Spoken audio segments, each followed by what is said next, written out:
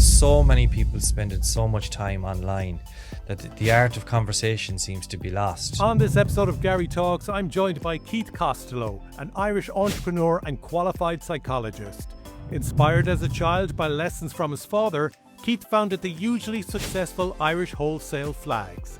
Now, he's exploring deeper issues such as online dating, emotional expression and swiping culture. And most importantly, what we can do about it. And there'd be great excitement if he made a sale, and there'd be great disappointment if he didn't. I remember being down in Kerry and calling to a shop and thinking, if I don't make a sale in the next shop, I'm not going to have enough money for petrol here. I think a lot of men are giving up on the idea of meeting somebody, that they're happy enough to be single rather than having to deal with all of this rejection. A lot of men weren't raised to be emotionally intelligent. So like when I was growing up, as I said to you, like we never talked about how we felt.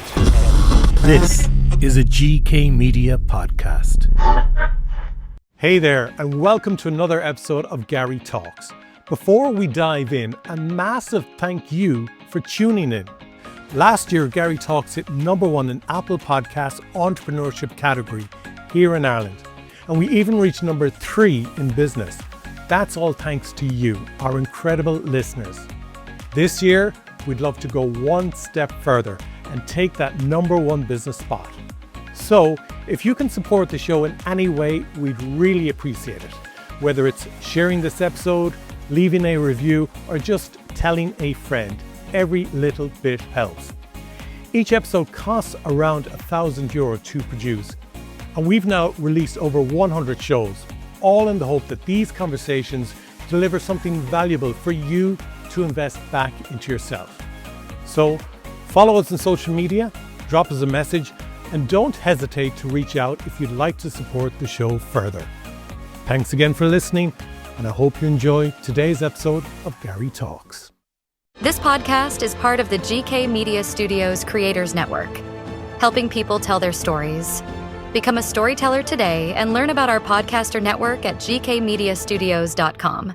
Entrepreneur and qualified psychologist Keith Costello, thanks so much for joining me in GK Media Studios today. Thank you, Gary. Good to be here. Yeah, great to have you in. We were having a really interesting conversation outside there in Studio 2 before we came in here to record. And we're going to be talking about online dating, but I was loving the story that you were talking about heading out with your dad in the early years when he had a business and he was going around from shop to shop trying to sell different items. And I love this idea of the real essence of a hungry business owner, where you're doing that doorstep and you're doing that cold calling, you know, you're going in, you're trying to sell something. We've gotten so comfortable with the online world and emails and creating lead generation that a lot of that element of actually going forward, trying to meet the customer direct and sell to them to meet their needs is very much lost.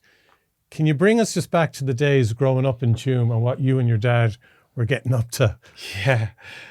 Look, at even listening to you there, it kind of brings up emotion for me because, you bring me right back to the time when I was growing up, a young fella with my dad in the back of the car. And my dad was an entrepreneur as well, even though it was an entrepreneur in that sense in the 70s and 80s, where it was a necessity really.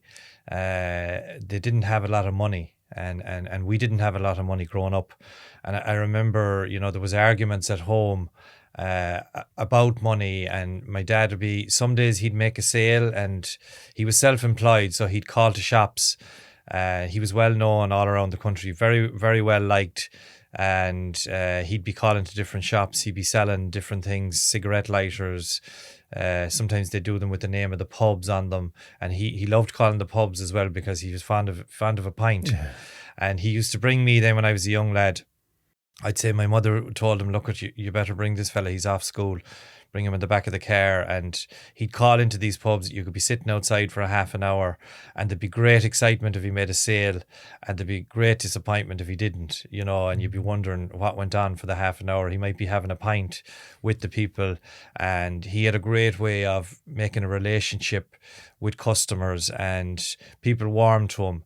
And that's kind of where I kind of got my education really, about selling. And as I said, sometimes you come home and you'd feel like it was a feast, and other times you come home and there'd be no sales and it was like a famine.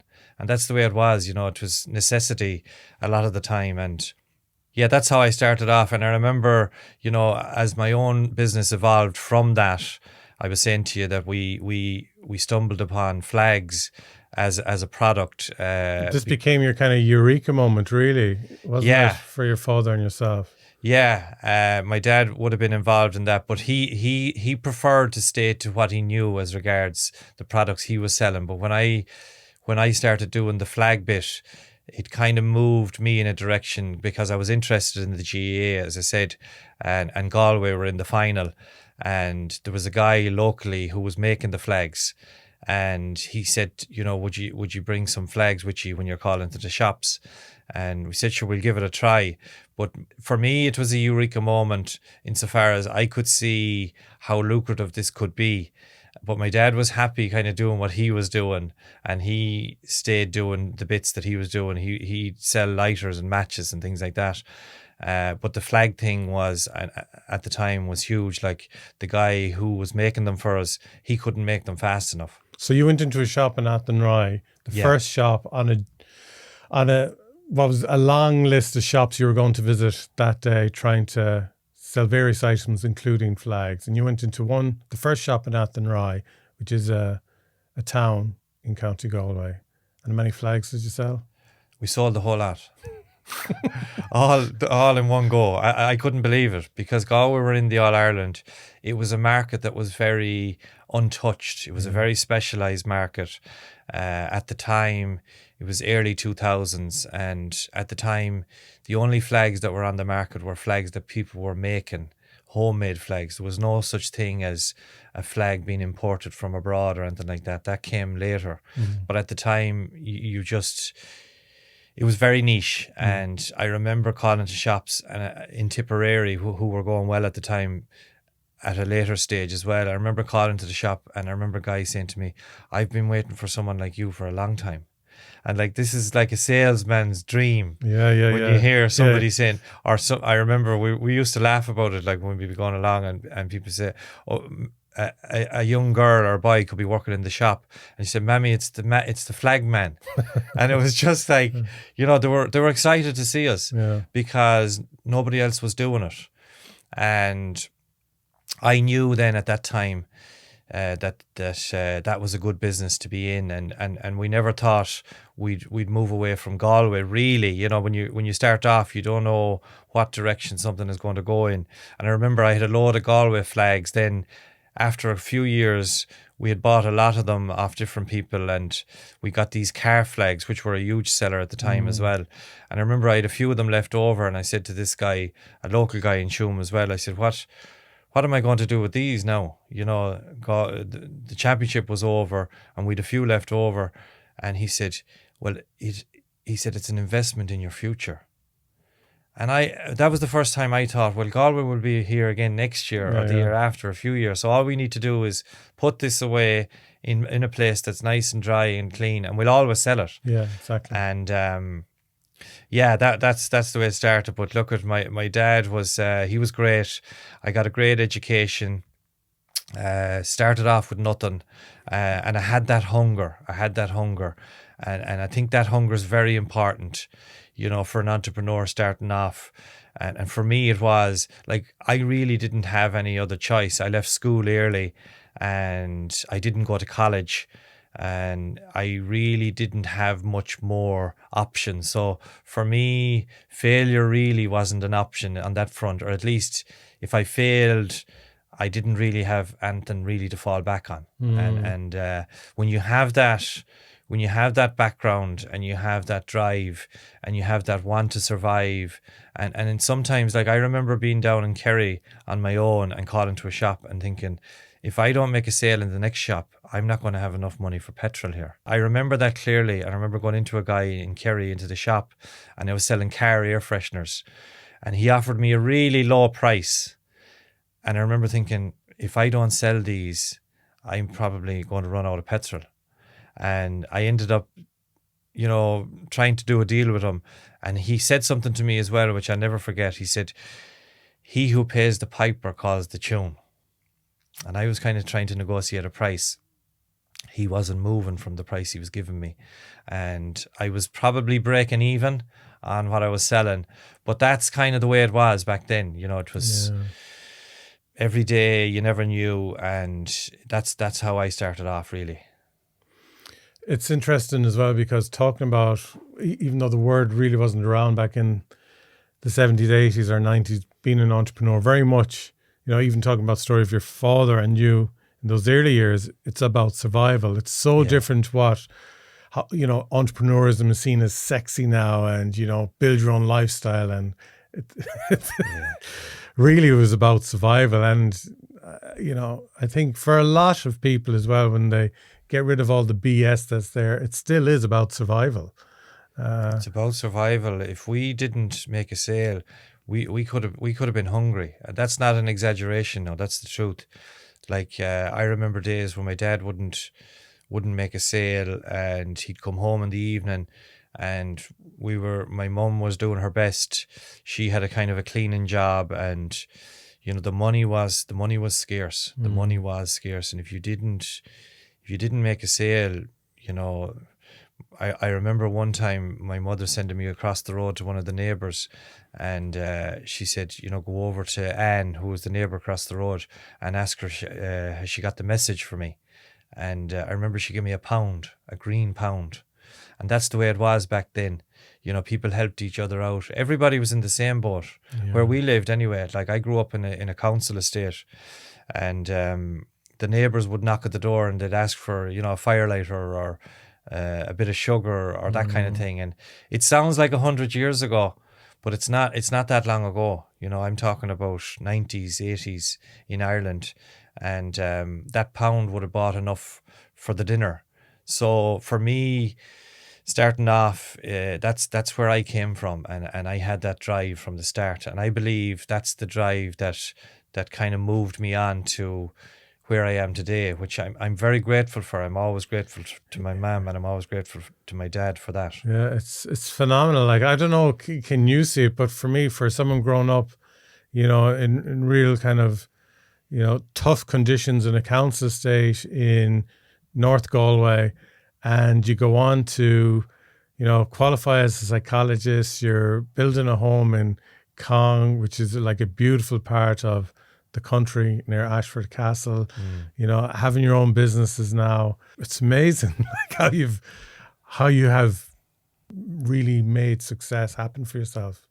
Yeah, it's funny, and sometimes people say that to me, and sometimes it's difficult for me to take that on board. It's like I find it hard to take credit, but lately I've started to take more credit, and I've started to look back and say, you know something, Keith, you did do that, and you turned your life around.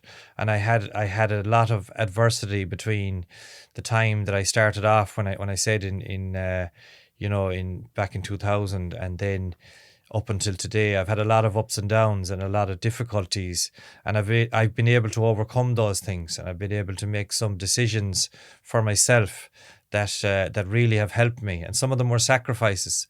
Like I stopped drinking when I was in 2002.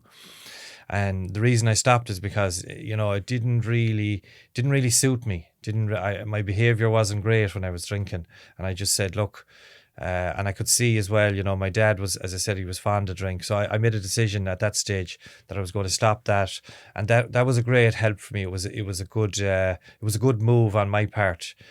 So I've made a lot of sacrifices.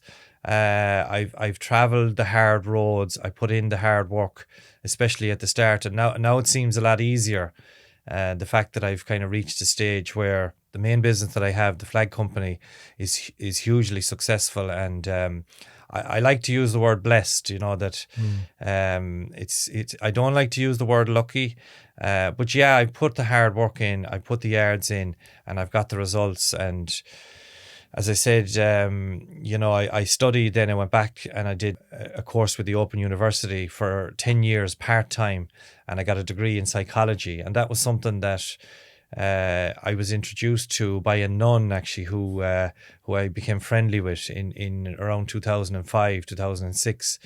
I had trained in that area to be a therapist, and I met her actually at a conference, and she gave me her details. And then I'd been in a relationship with a girl for about a year, and it was what I would call like a whirlwind romance. So we were madly in love at that age. I was 25, 26, and gave all of my time and all of my effort into this relationship. And we traveled together, got on so well, couldn't say a bad word about her. But I realized when I look back that I'd made a lot of mistakes in that relationship. I wasn't very well prepared, and I was very insecure, really. I think I was nearly afraid one of my friends was going to chat her up and run away with her, or this kind of stuff. So when that finished, which it came as a shock to me, but it probably shouldn't have. I went back to this nun, and I ended up going into a bit of therapy with her and talking to her about what had happened, and she was a huge help to me. And then she guided me in the direction. She used to say to me, "You're a great guy. You're a great guy. Can you not see it?" I couldn't see it at the time. I couldn't see my own worth. I couldn't see that I was a great guy. When she'd say it to me, I wouldn't believe her. You know, she said, "Oh, you've got it all, Keith. You're tall. You know, you're well educated. You're a lovely person." And this was all to me. I'd never heard this before, really, and it was all new to me. And it was very difficult for me to take it on board. My self-esteem was probably low as well at the time, even though I had the business thing, and that was starting to make money. But at the same time, I'd very little belief in myself. And, you know, I started off the psychology year after year, and eventually I had 4 years done, and then I had 5 years done. And it took me 10 years to get the degree. And it was a great day when we went up and had the graduation, and my mum came with me, and my son, who I have a 25-year-old son. Yeah, it was a big plus for me in my life, and you know, I was delighted that I got that. And recently then I applied to the Psychological Society of Ireland for accreditation, and I got that as well. So I was considering doing a doctorate in all of that. And I semi-applied to one in Galway, but I haven't pursued it yet. I still do some psychology work as a volunteer. I do stuff in a local rehabilitation centre for lads who have addiction issues, and I do that once a week. And I find I get a lot from that. I get reminders of, you know, what way my life could have been. And also it's lovely to be able to give back. Making money is great, and it's been my hobby for a long time, you know, because of that hunger. I never felt I had enough money, really. But, you know, to go and spend a couple of hours with somebody who's struggling, and I find that very rewarding indeed, more so than if I sell something for €300. Even though I get a great buzz out of that still, but to be able to give a bit back as well, I think it's very rewarding for me. Brilliant. Yeah. You talk about you did a lot of work on yourself over the years, and you made a lot of sacrifices, and you spoke about when you stopped drinking back in 2002, so you're 23 years off the bottle, as they'd say, or whatever. Can you recall any other elements or practices you carried out in terms of discipline to improve oneself? I suppose what I learned to do as well was, at that time, I learned to kind of talk to people about how I felt. And that was another thing that I had never done before. I never understood the idea of telling somebody, you know, if you're not feeling great, or if you're in bad form, or trying to understand for yourself what was going on inside. So I used to read a lot of books, self-help books. I found those very educational, and I found I was interested in reading, and I still am interested in reading, and I found that was a great help. So to be able to talk to somebody that I trust about how I felt, and to take a look at, as time went on, then to be able to look at my own behaviours in certain situations, and to be honest with myself and say, you know, Keith, you didn't behave very well there in that situation. You know, maybe you could have done things a little bit differently there. And it was clear when I was able to take an honest look that there was things that I had done and ways that I had behaved that, I could improve on. But it took me a period of time to become open to that idea, to understand that, you can change your outlook on things, you can change your views, no matter where you've come from, no matter what you've learned growing up. If you spend enough time looking at yourself and talking openly and honestly to people, that eventually you start to get an understanding and you start to change, and I started to change slowly over time, and sometimes other people would recognize it in me and I wouldn't recognize it in myself. And then, I suppose I started looking after myself physically then as well. Like I started going training at the gym, and, my appearance became important. Start to dress up and show up in a way that, I felt good about myself. Yeah. And healthy living is part of my life today. I know we were having the conversation earlier about, the sauna bits and all of that is part of my life now, and swimming in the sea and trying to eat healthy, and I was out running last night. So all of these things have evolved into a way of life for me now. Whereas back then, when I was in my 20s, I wasn't really that interested in any of that stuff. But at the same time, I did start slowly getting into all of that at the time. And you notice a difference between you in your 20s and your son in his mid-20s now? Yeah, there's a huge difference. Look, it's a different world. Yeah. There's different times. My son, he works for a big organization, a multinational. He went to college. He got a good education. And he actually went to Yates here and did his leaving cert, which was very surprising for me because he didn't really seem to be that interested in school. And then all of a sudden, in fourth year, he wanted to go into Yates, and he got a great education in there. He did a great leaving cert. So for those who don't know, Yates is like a private school for the last couple of years of secondary, where you're in nearly 12 hours a day, but they get good results for you. Oh, huge. And I remember when he started off, and he was about a month in there, and he was living in College Road in a B&B, and everything was set up. It was his first time away from home. And I remember him saying to me, "Dad, I don't know if I'm able for this." And his mother was on to me, and she was saying, "This guy wants to pull out of this." And I remember giving him a talk and saying to him, "Look, you can't turn back now. You got to keep going. This is going to pay off. It mightn't seem it now." And I had an awful job to keep him steady and to keep him going. And he stayed going. Then he went into the college. As I said, he got a good leaving cert.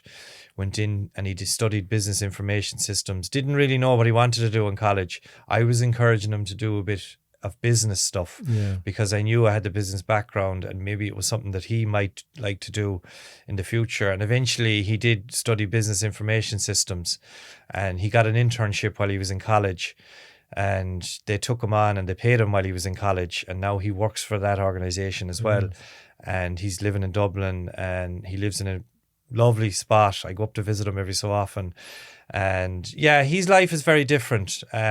He's got it good, and I always remind him of how good he has it. He has a great life. He has no worries, really. He has no girlfriend. He doesn't seem to be that interested in finding a girlfriend. I'd be trying to get him to, like, he's 26 now. He turned 26 the other day, and I'd be kind of wondering about how he sees the dating world and how it is out there. And I'd be asking him about it, and I'd be trying to kind of guide him.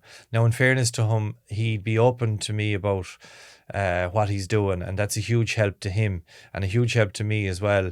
But his life is very different. Because I think this brings us nicely into the world of online dating and so on. Because when I was coming in here this morning to meet up with you, I was thinking, the concept of online dating, I understand why it's out there. I'm wondering what happened that online dating became a thing, because me in my 20s, we were out all the time. Like we at least did 3 good solid nights out per week. So, you'd be meeting people in bars, in nightclubs. If you were working, you'd meet people through work. Like I met my wife in the radio station. She was coming in doing a slot. One of the people in sales, Yvonne, introduced us. But it was kind of like you'd either meet someone in the bar, in the nightclub, doing some kind of sports activity, or in the workplace. That's generally where most people met. And maybe it's because people now in their 20s are much better and more disciplined at leading a healthier life, that they're not out drinking and dancing and partying 3 nights a week. And it's the gym isn't really the place you go up to trying to get it on with someone or do any flirtation. But what do you think has happened that there's a need for online dating apps now where the social circles just aren't there anymore? Yeah, I think there's definitely a shift culturally in people's views on alcohol, and young people, in fairness, they seem to be moving in a direction more towards fitness and health. And I do say, like, the gym now is like the pub almost. The young people are going in there, they're having their coffees, and they're into their fitness and they're into their health. And I think that's a very positive cultural move. In Ireland, a lot of people mightn't see that, but I do see that. And the whole online dating thing, I suppose for me, I found it very easy to be behind a screen and put a few photographs of myself up, because, as I said, when I started off with online dating myself, I was insecure, really, when I look back. Now, I probably didn't know that at the time, but I was afraid, to approach somebody in a personal situation or in a bar. We used to go out to nightclubs, even though I wasn't drinking. And like one of my friends, he was great. He was so confident. Oh, there's always one, isn't there? Oh, and he was, look, he had the finest of women, and he'd just go up talking to them. And I was in awe of this guy, and I was so afraid of rejection. And that was the problem. That was my problem. And, but yes, you were used to rejection in sales. Yeah, it's funny. And the rejection in sales, even to this day, I still would probably find it difficult. But the rejection from a woman seemed to be, it was different. It was almost, at least in sales, you had a product, and it was like, they're not buying the product. But for yourself personally, it was very hard for me to take when somebody would say, well, I'm not interested in you. That was, for me, it was kind of like a devastation, because it was like as if I crumbled because I didn't have that belief in myself. So it was like almost copper fastening how I felt about myself, really, inside, that I was useless, or nobody would want to be with me, or, these women didn't find me attractive. And that wasn't the truth at all, really. I had a lot going for me, but in my mind, I just didn't have the confidence to put myself out there. So online seemed to be an awful lot easier. I could communicate, send a message. There was that bit of, even if somebody rejected you in private, it was much easier than if you walk across the dance floor, or there's a few lads with you, and the next minute you come back and how did you get on? Shame back, yeah, it's like, no, lads, she's a boyfriend, or whatever. But and I think that's been for people, that's been a big attraction to online dating, that it's easy to type a message when you're at home and to chat to people, but it's very different when you meet somebody in person. And that's what I found with the online thing. It was very difficult to kind of meet somebody that matched up to their profile. And that was a challenge. But have we gotten like too soft? That we can't face that little bit of pain, that little bit of rejection. That we are literally hiding behind a screen. I think what is happening in the world today actually is that with online dating in particular, what seems to be happening is there's a cohort of men. And we'll say there's 10% of men that are online at the moment that all of the women want to date. Okay. That seems to be what's happening. And these men have qualities that the women want. And the other 90% of men seem to be falling behind, and they seem to be left behind, and they're experiencing rejection all the time. And then what's happening is these lads they're going online and they're looking for to get their needs met in other ways. So some lads are losing faith in the dating world because they're being rejected by women, and then they're going online looking at this red pill community and the likes of Andrew Tate and these online social media people who are telling men that, you know, you don't need a woman, and you show them that you're a man, and a lot of it can be negativity towards women. But a lot of men are experiencing rejection. If they're not in that 10%, a lot of them are experiencing rejection, and it's having a negative impact, I think, on the men. And you know, are they gone soft? I think a lot of men, young men in particular, are giving up on the idea of meeting somebody, that they're happy enough to be single rather than having to deal with all of this rejection. And I looked at a statistic recently from Tinder, and some of these statistics are from America, so we kind of have to, you know, be careful with them. But the average guy on Tinder has to swipe right 200 times before he will get a coffee date. This is the guy who's not in the top 10%. Yeah. The guy who's in the top 10%, he can go on a date with a different woman every night. He doesn't know what he wants, because there's so many women that want these guys, and there's so many women that are focused on the top 10, that the guy in the bottom 90, he's struggling a lot. And another part of that statistic is that 4 out of 5 of the coffee dates that the guy gets, he will be ghosted as a result of not fitting into the criteria. If he's not tall enough, if he's not successful enough, if he doesn't have the muscles, if he doesn't fit into what... So it's all based on aesthetics, really, isn't it? Well, there's a few different things that women desire in the world today. It seems that what's happening is that a lot of women now, they're well educated, they've got good jobs.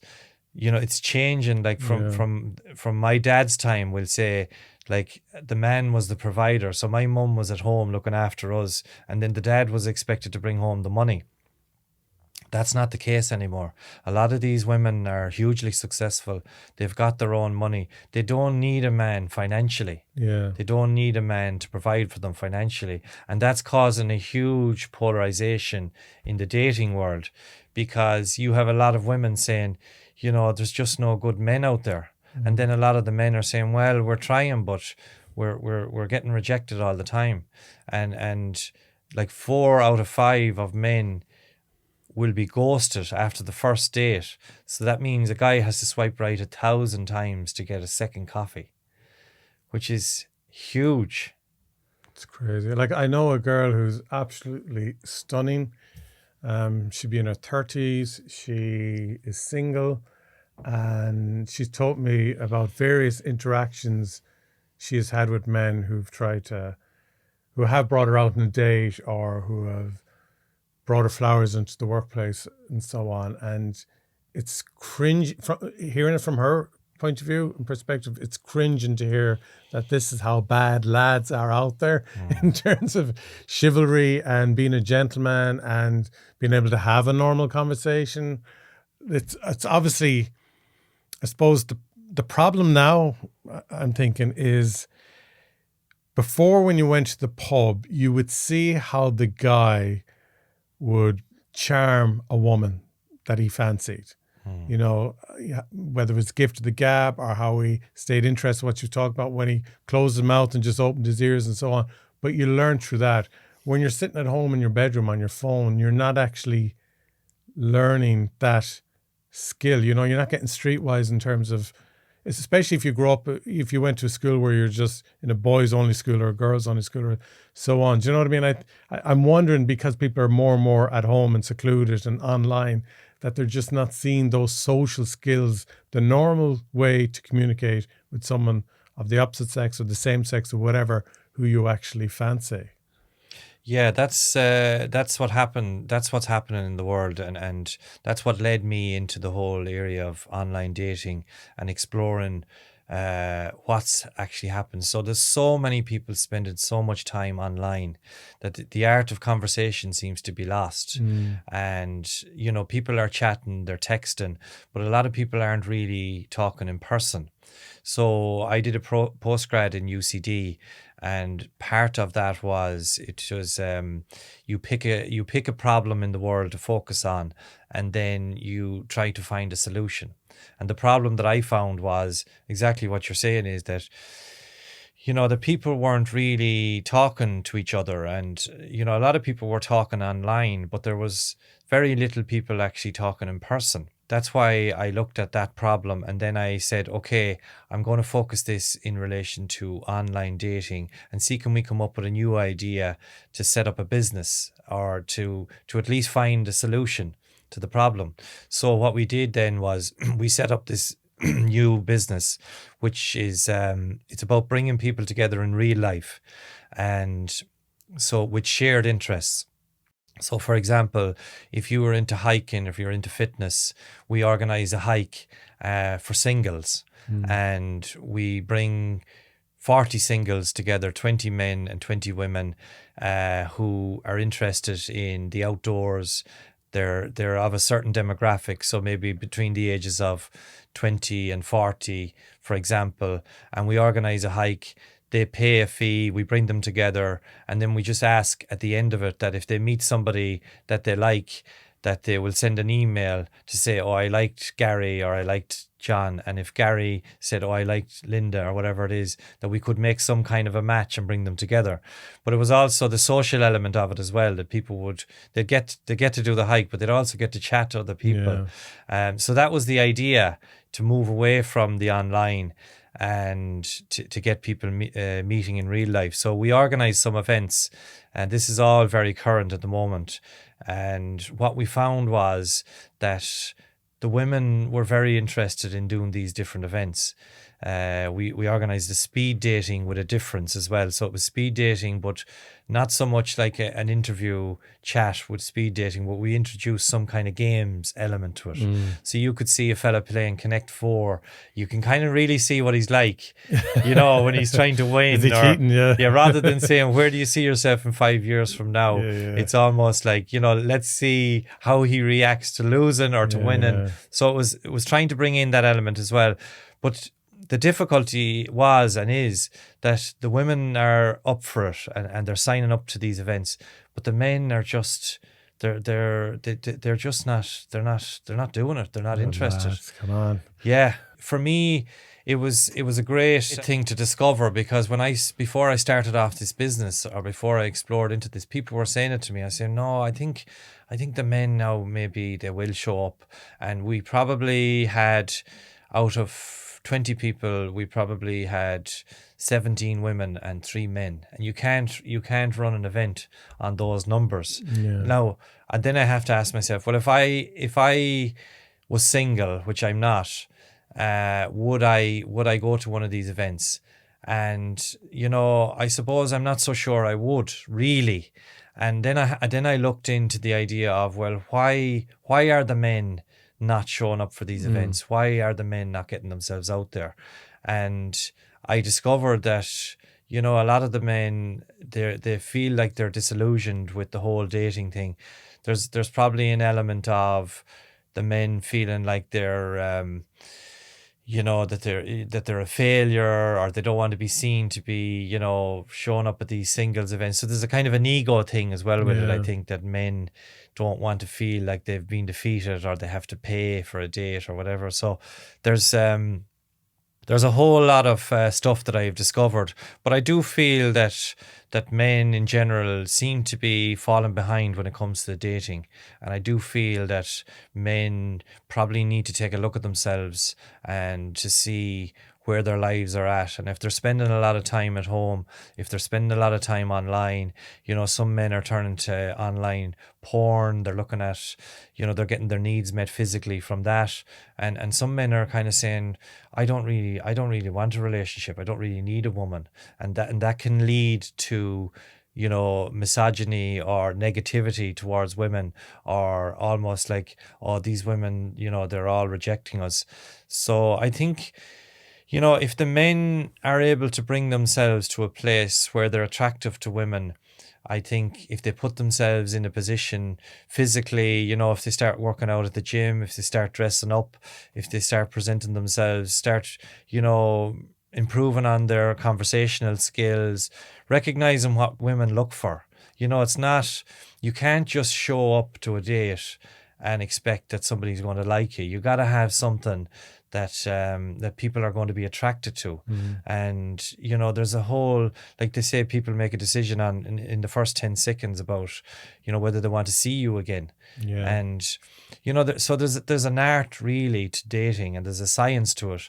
And men, if men are falling behind, the reason is a lot of the time is they're not bringing themselves to a place where they're attractive to women. And if they're not, they're going to be rejected. It's as simple as that. And women, they have standards and they have men that they desire. And some things you can change, like you can't change how tall you are or, some of the things that you can't, but you can change your attitude and your behavior and how you do show up. And that confidence is a big thing as well. Confidence is a big thing. Yeah. And I think that's something that women really look for in a man, that you're confident, that you've got your life together, that you're able to do things. So the financial bit, it's not that important really for a lot of women. And the other thing that I discovered as well is that women are looking for men who are emotionally intelligent. And this is a huge problem because a lot of men weren't raised to be emotionally intelligent. So like when I was growing up, as I said to you, like we never talked about how we felt as men. Like lads, if I told lads that I had fear about my future, they'd probably start laughing at you. Like in school, you kept everything. You were a man. You didn't cry. You were taught those masculine traits. And now all of a sudden, men are nearly expected to be more feminine. And men are starting to do more feminine things. There's definitely a male identity crisis happening, though, I think. I mean, even when you go to the woman nowadays, is able to build her own success and have a great career. And like they don't need a man for financial reasons, which is where men were maybe able to slot in before. Men are expected to get involved now in chores around the house, whether it's ironing or washing or and that's all fine, but that was never what the role before was. So I'm not trying to get controversial or anything, but it is this thing of what is the role of a man now? It's that's a good question, and I think a lot of men are starting to fit into the role of traditionally more feminine traits. So recently I was driving down the street and I seen two guys pushing, the two of them were pushing a buggy each. And like that would have been unheard of 30 years ago, really. And it's not a million years ago. Like if you were pushing a buggy down the street 30 years ago, it was almost like, oh, you were under the thumb, or the wife had you, the wife wears the pants. You should be out working. And so the world is changing and men are starting to adapt to the world the way it is. And there is lots of good things with it as well. Like the first nappy I think my dad ever changed was for one of his grandchildren. Like now dad is on the floor playing games and Lego and stuff with the grandkids, whereas that wasn't really something that he would have done when we were kids because, he was out, he was working, he'd come home, he might do a bit more work again, but it was never the thing. Whereas like now my friends, as dads, we're all bringing our little, nappy bags if we're going on a day out with the kids, if they're young, and making up the lunches, and we're hands-on with them a lot more in a positive way than I suppose previous generations would have been. So it's not that it's bad that men might be doing more what could be considered feminine things or whatever. That's not kind of what I'm saying, but there is that shift in what was very much black and white, isn't there? Oh yeah, there is a shift, and it's a positive shift as well, I think, in that way. But when it comes to dating and finding a partner, it's causing difficulties because some of the men, a lot of the men don't really understand the concept of emotional intelligence, and a lot of lads, you hear this kind of locker room talk. I still hear it with young people, and that's very much still alive in society as well, I think. Yeah. And that's something that probably does need to change. And I think, if I was talking to men in general, I would say that men who are looking for a relationship and who are looking to meet somebody and who are genuine about, moving on with their lives, whether they want to get married and have kids or whatever that is, I think they need to be honest with themselves and have a good look and see, is that what they really want? And I think when they meet people, that they're able to say that. They're able to say, this is what I want. And to be honest, like honesty is a word that I think is so important, especially when it comes to dating. And there's a lot of men out there that would be happy to meet a lady and just sleep with them for a night or have a one night stand or whatever it is. And they give mixed messages then as well. So they give the impression that they want a relationship, and a lot of these men, they're not that interested in a relationship. But what I think is, like, if you're not interested in a relationship, just be honest and just tell the person that you're dating, I'm not interested in a relationship. I'm happy being single.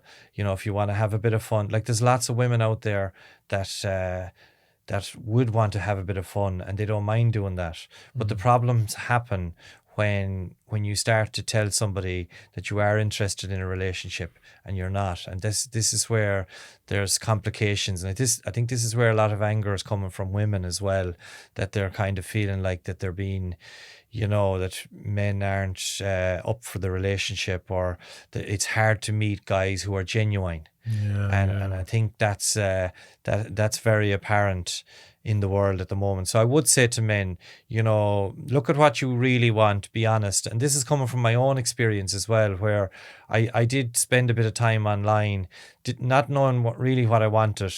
And I suppose having been successful and, having a little bit more belief in myself at this stage of my life, kind of feeling, seeing my own worth, kind of saying, well, do I really want to be settling down at this stage? Because I could have another date on Friday or whatever. So for me, that journey has evolved over time as well. And I really had to ask myself, what do I want? And to be able to say that to somebody else. And I think if you're being honest with people, at least then, they know where they stand and they can make a choice. But sometimes people find it hard to have these hard conversations because there's a kind of a scarcity mindset out there.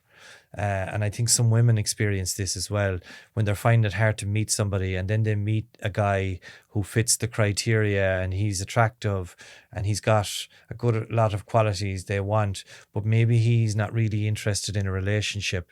And then what happens is some women are afraid to have that conversation because they don't want to push this person away, or they feel like maybe that they need to be intimate with them fairly soon, because if they're not, the guy can put pressure on them and say, well, if we're not going to be sleeping together, maybe I should just move on.